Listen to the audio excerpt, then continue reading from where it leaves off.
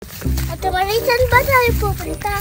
Doon pupunta tayo kay Kuya Miyong kasi naging kabayo na daw siya. Alam talaga ba? Oo, kaya tara na.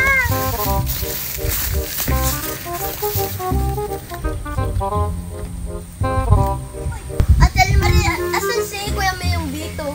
Ah, tara, hanapin muna natin siya. Kuya Miyong! Kuya Miyong! Kuya Miyong! Ano si Kuya Miyong? Ay, oo nga, tara, puntahan natin siya. Kuya Miyong! Kuya Miyong! Almarie, Ace, Raven. Balita namin naging kabayo ka daw. Kaya nga, Kuya Miyong, totoo ba? Totoo ba?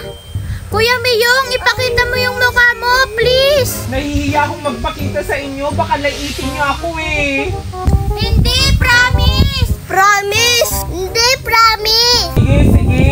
Huwag niyo akong tatawanan ha. 1, 2, 3.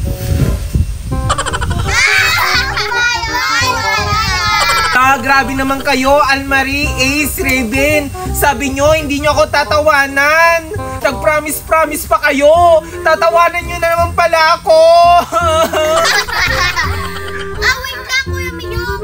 Bakit ano nangyari sa'yo? Bakit ka naging kabayo? Kaya nga, ang pangit-pangit mo na. Hindi nyo pa ba alam na lahat ng mga kagaya nating bata, pag nagsalita ng bad words, magiging kabayo? Ha? Totoo ba? Oo, totoo. Nagsalita kasi ako ng bad words, kaya ayan, eto, naging kabayo ako.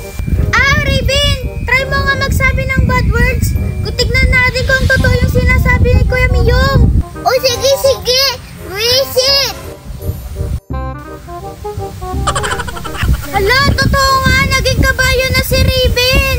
Hala, Raven, naging kabayo ka na. Hala, totoo. Diba, sabi ko naman sa inyo, Almarie, Ace, Raven, totoo yung sinasabi ko. Na lahat ng mga bata pag nagsalita ng bad words, magiging kabayo. Tignan nyo si Raven, naging kabayo na din. Kawawa ka naman, Raven. Nakakabwisit. Hala ka, Ace. Nagsabi ka ng bad words. Kaya nga, Ace, nagsalita ka ng bad words na visit. Magiging kabayo ka na rin. Naging kabayo na ako. Hala, kabayo ka na din, eh. Nako, Ace, naging kabayo ka na rin. Isa ka ng kapwa naming kabayo.